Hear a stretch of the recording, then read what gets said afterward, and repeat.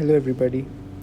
Today I am going to start with section 7.1 of the Pierce and Paulus textbook, and I'll be going through what the section talks about and giving an intuitive explanation of the high frequency response of a single stage amplifier.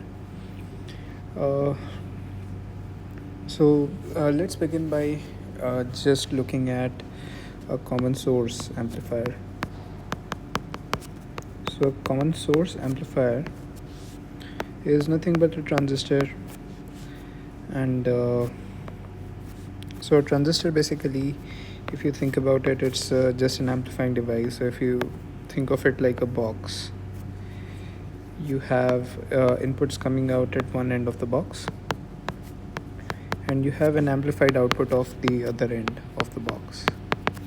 So that's essentially what any transistor is effectively doing, is that it's taking an input and it's basically a box that's giving an amplified version of the input at its output. So a common source amplifier is one of the simplest forms of this kind of an amplifier configuration. So just to start with that,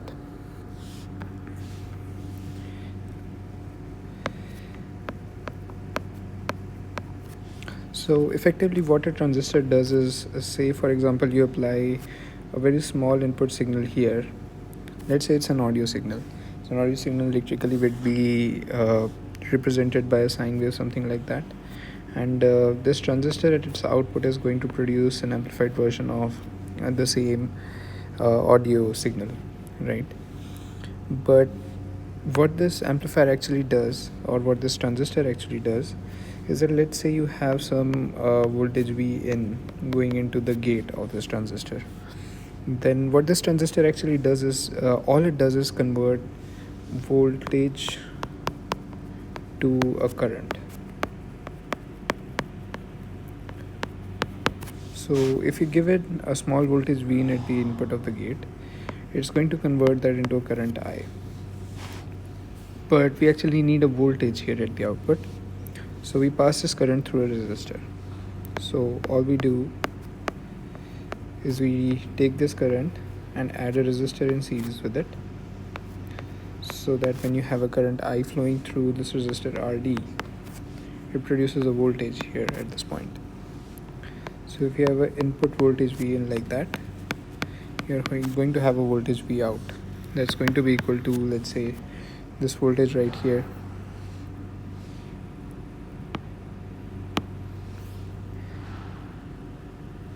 Let's say this voltage right here is VDD. Then this voltage over here is just going to be VDD minus I times R, RD, right? So if you're given a voltage V in here, something like that, this V out, because this I is going to vary, so this I that's produced at the output of this amplifier is given by some kind of a transferring function. So the current that's produced at the output terminal is proportional to the input voltage, and the proportionality constant here is called the transconductance of this amplifier.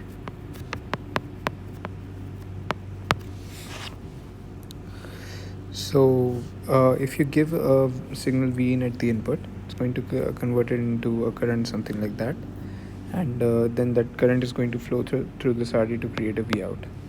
So if I have a small voltage delta V in that goes in here, then the delta I that's formed here is GM times delta V in,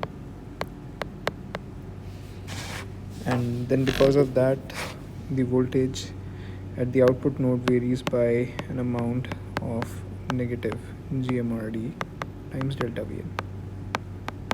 So we say that the gain of this amplifier, which is delta V out over delta V in, that is how much change at the output you're seeing with the unit change at the input, that is negative GM times RD. Alright, so this is a very simple story of how transistor works, but this story, so change the color of my pen.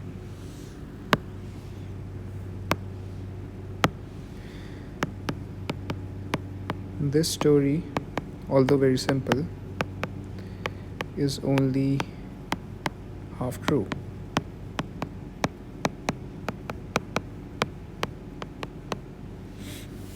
So why this story is half true even though it's simple is that this circuit is incomplete.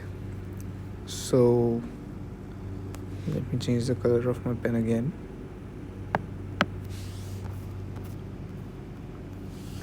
So the actual circuit doesn't actually look like that. So what we drew was this. We had an amplifier and we had a resistor in series with it, and we were taking the output from here. But then you need to bias this transistor. So you actually have a voltage source somewhere here that's going to provide the input signal. So let me call this VG, where G is for generator. And let's say it has a series resistance RG with it. So we are going to couple this transistor and this input voltage source together using a cap. So cap here is going to couple both of them together. Now why are we using this cap here in series like that? Let's see if we can come up with an intuitive explanation of what this is. Let's say that you have a resistor here somewhere. Let me call this resistor R1. Alright. Now if you have two voltage sources, let's say V1, another voltage source V2, and let's say that you have two resistors here like that, something like that, R1 and R2. So the voltage here at this point, what is that going to be? If you apply KCL and KVL, and let's say V1 minus V out over R is going to be V out minus V2 over R, right? Because of Kirchhoff's law, KCL. And if you solve this, then V out will come out to be something like that.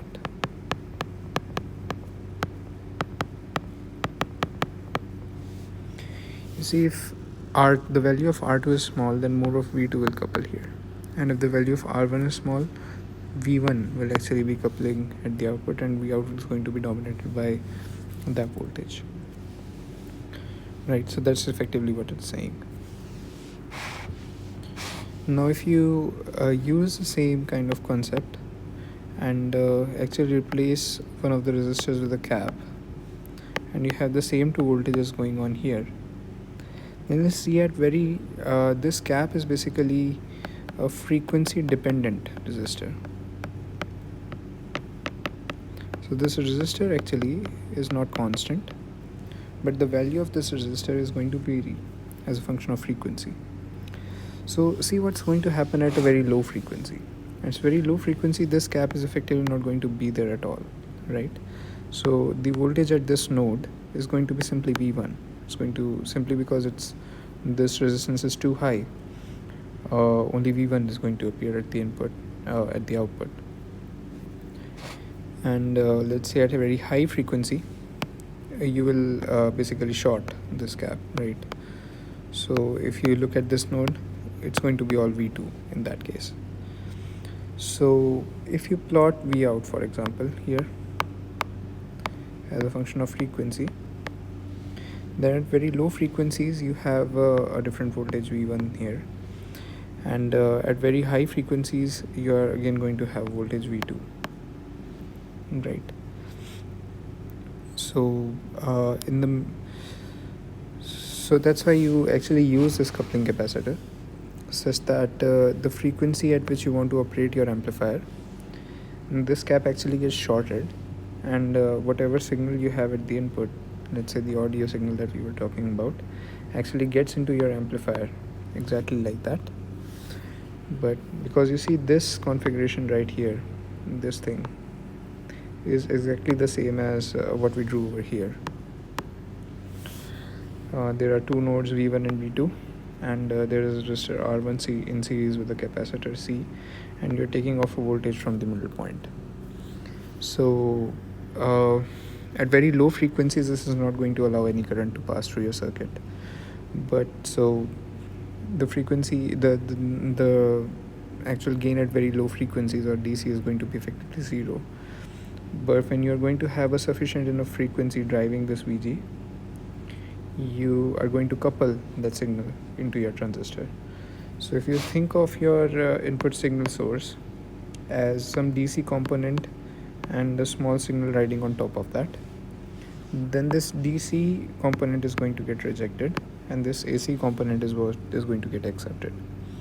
So that's the intuitive explanation of why we add this capacitance in series here, so that we only couple the actual signal that we want flowing into our amplifier and not the DC common mode voltage. So that's why we add this particular cap over here. Then in a similar way, we also add a cap here at the output. That's again for the same reason, that you want to establish a common mode here at the output, and then you only want the frequency components, this one, whatever the effects of this frequency components have on V out, to propagate to the actual load. So let's say you have a load resistor over here, something like that. So only if the signal over here has sufficiently high frequency will it propagate to the load and then produce an output voltage, otherwise it won't. So this cap again is blocking your common mode voltage to from getting to your output, but again allowing the signal to propagate through to your output. So then this capacitor is basically again coupling between the node between the output of your amplifier and your actual load. Then in the actual common source amplifier, we actually had this grounded, but we actually have another resistor over here, something like that, a resistance series with the source. And why do we have that is because we want to bias it accurately. So you want to bias your transistor at a given current, at the given value of current. So let's say that you have some VG over here. Then that would establish an approximate source voltage of a threshold voltage below that, and then just adding a source resistance series here across this VG minus VT is going to establish a bias of VG minus VT over RS. So the source resistance is doing nothing but actually establishing the bias through the circuit, but again we want to eliminate that bias at the signal frequencies of our interest. So then again we add a cap here in parallel, and this completes our circuit actually. So if we redraw our actual circuit, then it would be something like this.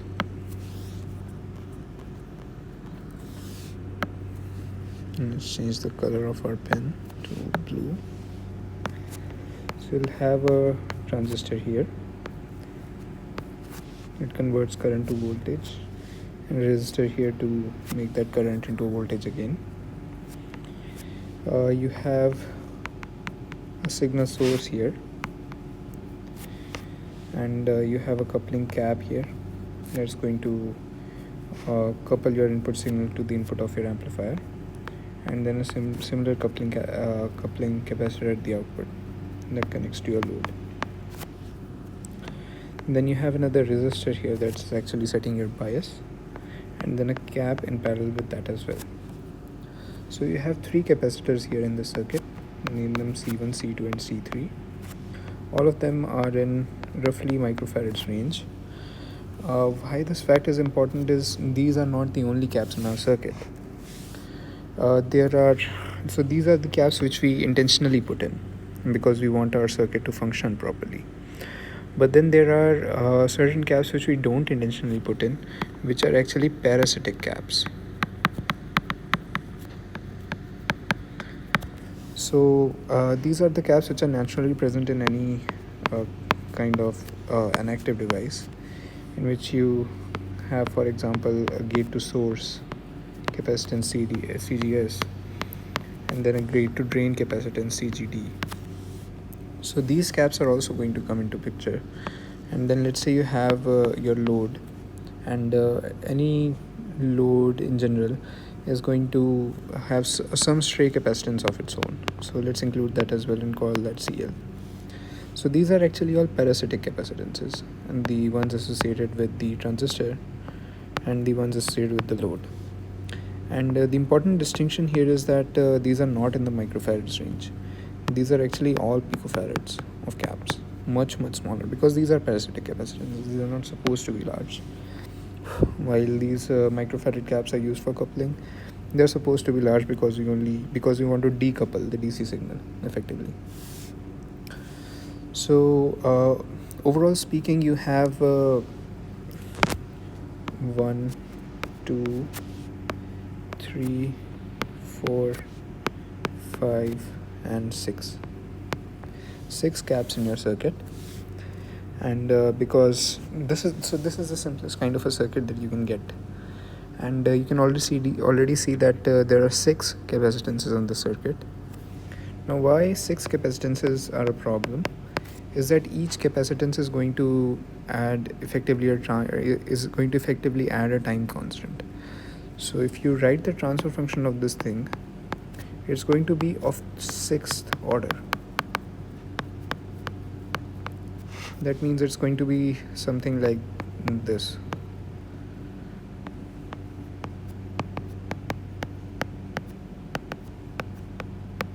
Yada yada yada.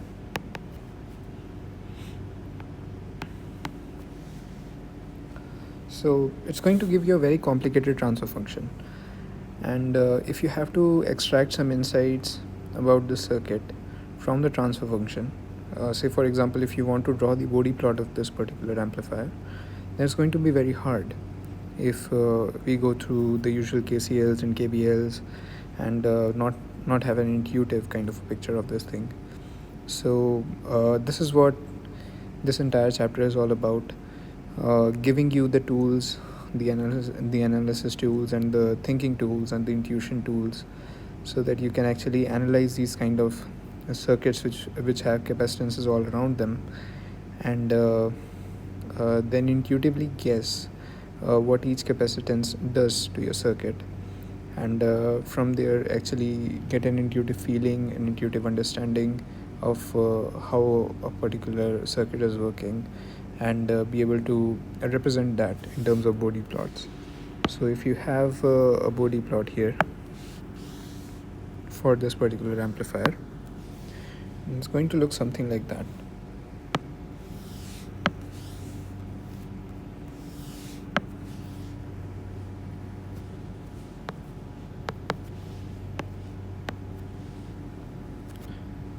It's going to have a mid-band region.